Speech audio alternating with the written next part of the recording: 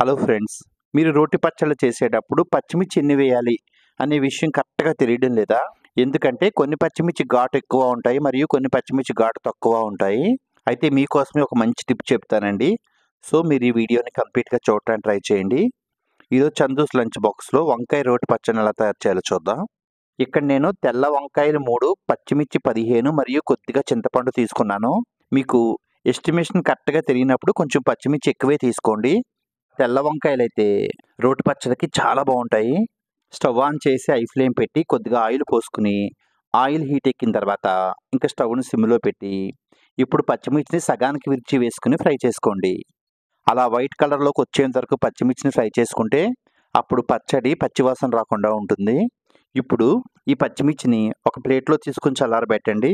ఈలోపు వంకాయ ముక్కలను కట్ చేసుకొని సాల్ట్ వాటర్‌లో వేసుకోండి. మీరు జస్ట్ వంకాయ ముక్కల్ని ఆయిల్‌లో ఫ్రై చేసే ముందు మాత్రమే ఇలా సాల్ట్ వాటర్‌లో వేసుకోండి. మరీ ముందుగా కట్ చేసి సాల్ట్ వాటర్‌లో వేసేసినా, అప్పుడు కూడా మీకు వంకాయ ముక్కలు కండ్రొచ్చేస్తాయి. ఆ మిగిలిన ఆయిల్‌లోనే అవసరమైతే ఇంకొంచెం ఆయిల్ పోసి, ఆయిల్ హీట్ ఎక్కిన తర్వాత, ఇప్పుడు వంకాయ ముక్కలు వేసుకొని ఫ్రై చేసుకోండి. ఆయిల్‌లో 2 నిమిషాలు ఫ్రై అయిన తర్వాత, ఇప్పుడు కొద్దిగా సాల్ట్ వేసుకోండి. మనం జనరల్‌గా సాల్ట్ ముందు వేస్తే ముక్కలు ఉడకవంటారు. కానీ ఈ వంకాయకి మాత్రం సాల్ట్ ముందుగా వేస్తేనే ముక్కలు బాగా ఉడుకుతాయండి. వంకాయ ముక్కలు ఆల్మోస్ట్ మగ్గినాయి అని అనుకున్న తర్వాత, ఇప్పుడు చింతపండుని అలా విడదీసి వేసుకొని ఒక్క 2 నిమిషాలు ఫ్రై చేస్తే, అప్పుడు చింతపండు కూడా మిక్సీలో బాగా గ్రైండ్ అవుతుంది. ఇంక స్టవ్ ఆపేసి ఈ మిశ్రమాన్ని కూడా చల్లారబెట్టండి.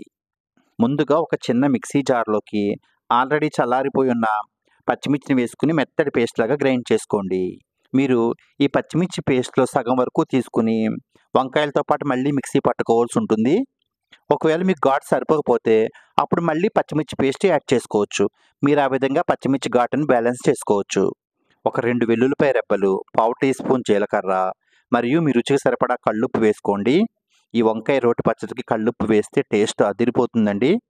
లాస్ట్‌లో వంకాయ మరియు చింతపండు మిశ్రమం కూడా వేసుకొని, మరీ మెత్తటి పేస్ట్‌లాగా కాకుండా కొంచెం కచ్చా పచ్చాగా మిక్సీ పట్టుకోండి. మీరు కావాలనుకుంటే ఇంక తాలింపు అవసరం లేకుండా దీంట్లోనే పచ్చి ఉల్లిపాయ ముక్కలు మిక్స్ చేసుకున్న టేస్ట్ బావుంటుంది.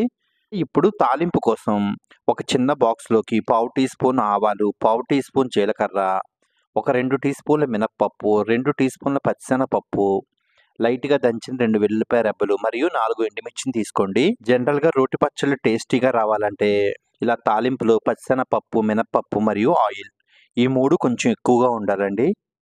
ఇప్పుడు ఒక ప్యాన్‌లో 2 స్పూన్ల వరకు ఆయిల్ పోసుకొని, ఆయిల్ హీట్ ఎక్కిన తర్వాత ఈ బాక్స్‌లో తీసుకున్న తాలింపు దినుసులన్నీ వేసి ఫ్రై చేసుకుంటే అన్నీ సమానంగా ఫ్రై అవుతాయి. ఎప్పుడైతే తాలింపు వేగి మంచి స్మెల్ వస్తుందో అప్పుడు ఒక 2 రెబ్బల కరివేపాకు కూడా వేసుకోండి. ఆ కరివేపాకు కూడా ఫ్రై అయిన తర్వాత ఇంక స్టవ్ ఆపేసి ఒక పావు టీ స్పూన్ పసుపు మరియు కొద్దిగా ఇంగువ వేసుకొని ఒకసారి బాగా కలపండి. లాస్ట్‌లో కొంచెం కొత్తిమీర వేసుకొని వంకాయ రోటి పచ్చడిని తాలింపులో కలిపేయండి. ఫైనల్‌గా ఒకసారి టేస్ట్ చెక్ చేసుకొని, సాల్ట్ గాని తగ్గితే సాల్ట్ వేసుకోండి. చాలా సింపుల్‌గా పల్లీలు గాని, అలాగే ధనియాలు కూడా వేయకుండా తయారు చేసిన ఈ వంకాయ రోటి పచ్చడి టేస్ట్ అయితే చాలా బా వచ్చిందండి. వంకాయ ఫ్లేవర్ బాగా రావాలంటే టమాటా వేయకుండా రోటి పచ్చడి చేయాలండి. వేడి వేడి అన్నంలో వంకాయ రోటి పచ్చడి వేసుకొని, కొద్దిగా నెయ్యి వేసుకొని తింటే అమృతంలా ఉంటుందండి. రైస్‌లోకే కాదు, దోసల్లోకి కూడా వంకాయ రోటి పచ్చడి చాలా టేస్టీగా ఉంటుంది. మీకు గాని ఈ వీడియో నచ్చితే లైక్ చేయండి, షేర్ చేయండి. చందూస్ లంచ్ బాక్స్‌కి సబ్స్క్రైబ్ చేయండి. ఈ వీడియో చూసినందుకు ధన్యవాదాలు.